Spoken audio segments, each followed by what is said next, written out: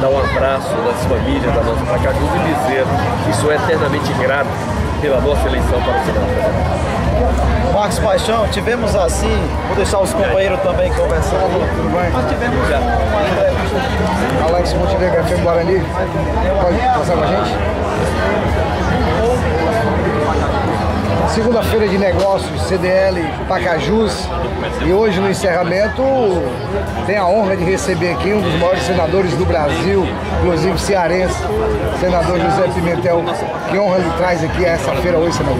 Primeiro, para matar a saudade ao lado dos nossos amigos, nossas amigas, nossas famílias.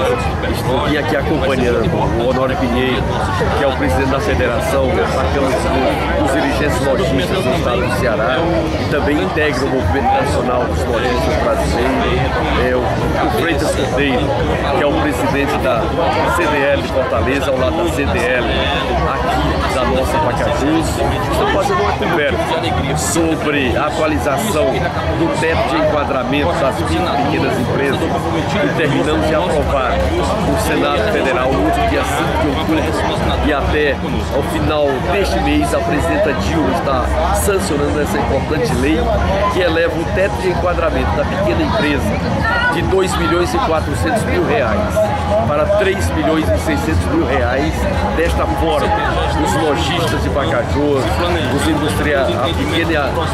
indústria de Pacajus vai poder continuar crescendo sem ter crescimento da carga tributária. Ao mesmo tempo, o empreendedor individual, que é o feirante, a manicure, a pedicure, o cabeleireiro, o borracheiro, o sapateiro, a bodega, que a gente chama no interior do nosso Ceará, esse pessoal que tem receita bruta anual de até R$60.000, ele tem zero de imposto para o governo federal. Se é do comércio, da indústria, ele, independentemente do valor que vender, contribui com R$1 a título de ICMS, como forma de formalizar todo esse conjunto de homens e mulheres que querem crescer, e para poder crescer precisa estar formal. Ele quer ter acesso ao crédito, e para ter acesso ao crédito, se ele é formal, a sua taxa de juros é de apenas 8% ao ano, sem correção monetária.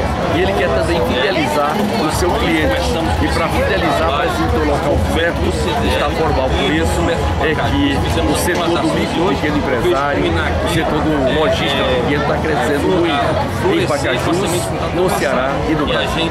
Senador, não poderia deixar de perguntar ao senhor, como nosso representante do Senado Federal, essa crise na Europa, essa crise financeira na Europa, Portugal está em crise, tem acompanhado a presidenta Dilma, o Brasil está seguro, o Brasil está forte, o Brasil vai ter como segurar essa crise que está passando na Europa? Esta é a segunda fase da crise econômica que iniciou em 2008.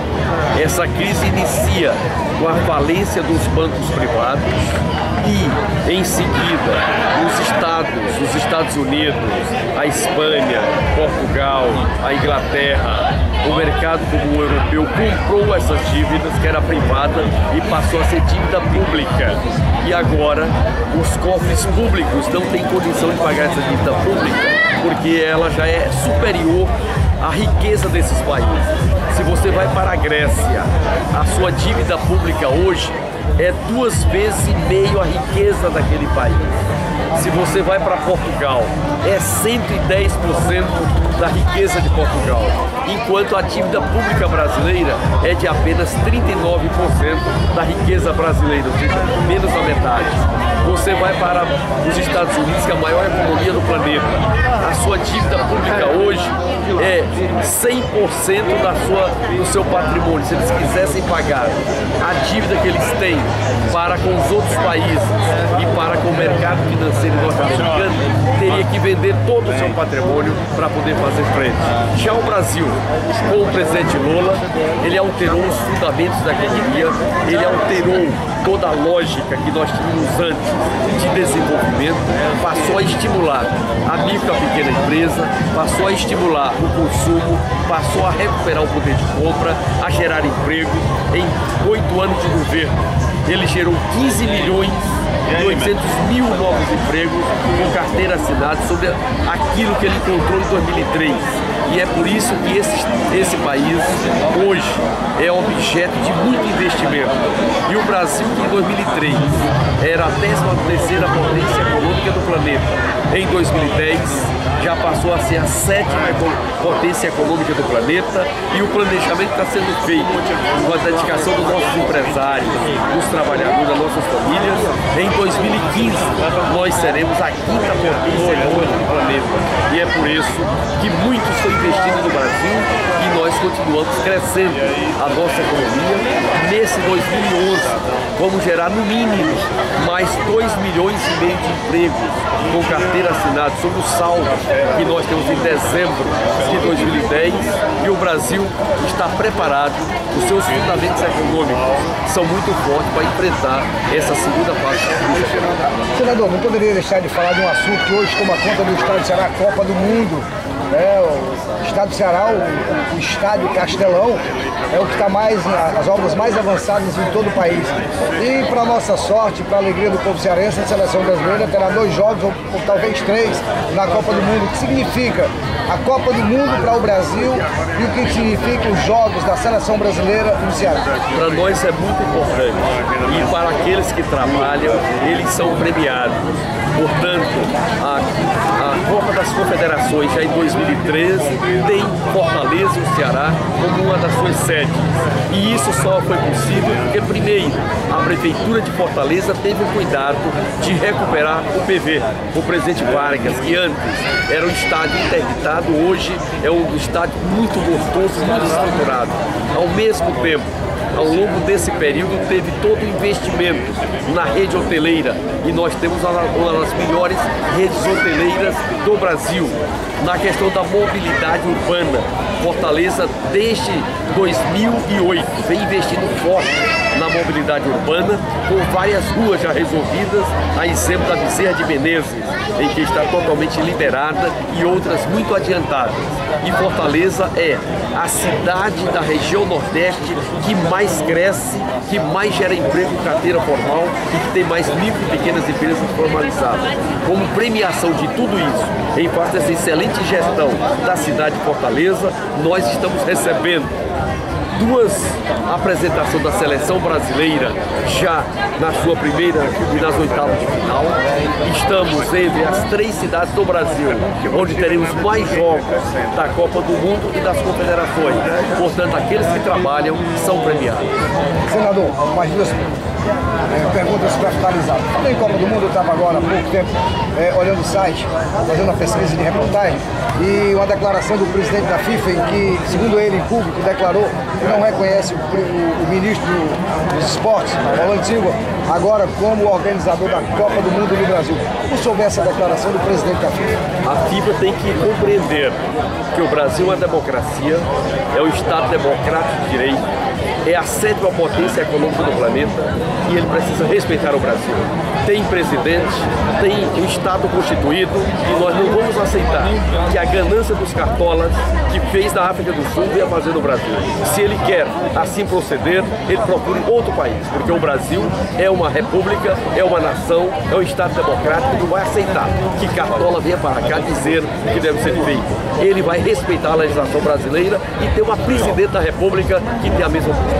Com relação às eleições de 2012, Pacajus tem o seu pré-candidato a prefeito, que na eleição passada foi para disputa, foi muito bem votado, no caso o Marcos Paixão, que é o pré-candidato, pelo menos que a gente toma conhecimento, do Partido dos Trabalhadores, para concorrer nas próximas eleições de Pacajus. Marcos Paixão tem o apoio do PT, do Estado, do PT Nacional. O presidente Lula, o melhor e o maior presidente de toda a história brasileira, está coordenando o processo eleitoral do nosso partido, o Partido dos Trabalhadores.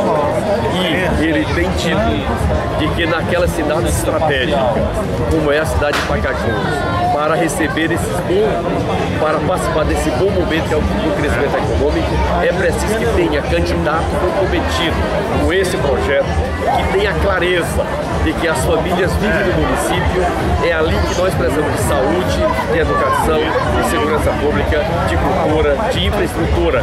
E chegou a hora do Brasil pensar mais nos seus gestores municipais, para estar identificado com esse excelente momento de um país que se prepara prepara para ser a quinta potência econômica do planeta. E o nosso Ceará, que tem 4,6% da população brasileira, nós queremos dobrar a sua riqueza nos espaços do tempo. E a nossa riqueza hoje é de apenas de 2% do produto interno bruto brasileiro. E esses municípios, com o seu processo eleitoral de 2012, nós queremos que as nossas comunidades analisem os vários projetos, os vários gestores e escolha aquele que tem identidade com esse excelente momento socioeconômico, porque passa o Brasil, porque passa o Ceará. E Pacajus, essa bela cidade, precisa fazer parte desse processo. Com relação, vou perguntar ao Marcos Paixão, tem o apoio do senhor? Não tenha dúvida, eu sou o primeiro deputado federal do Partido dos Trabalhadores pelo estado do Ceará, devo isso às famílias do nosso Ceará. Fiquei 16 anos na Câmara Federal, tive a felicidade de ser eleito senador da República nesse 2010, com a forte votação na nossa Pacajus, e sou líder do governo do Congresso Nacional exatamente para ajudar os bons gestores que pretendem administrar bem as cidades em 2012. Portanto, vou vir para cá ajudar o Marcos. Quero aqui agradecer, vou fazer das palavras do companheiro Luiz Nogueira as minhas palavras.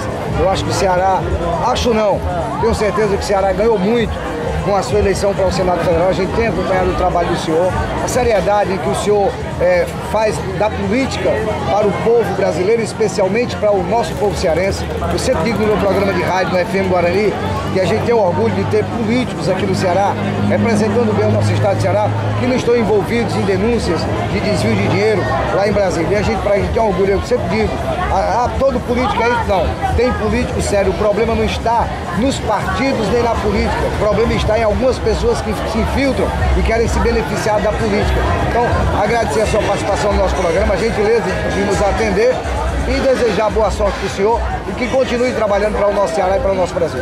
Pedir a Deus para nos dar muita saúde, muita tranquilidade, para ajudar o nosso Ceará, o nosso Nordeste, o nosso país.